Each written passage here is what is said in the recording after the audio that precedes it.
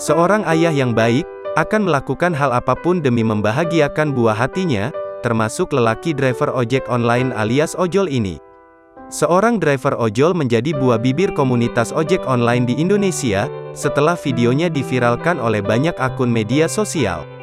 Dalam video viral tersebut, driver ojol itu tampak bekerja mengantarkan makanan sembari mengasuh kedua anaknya.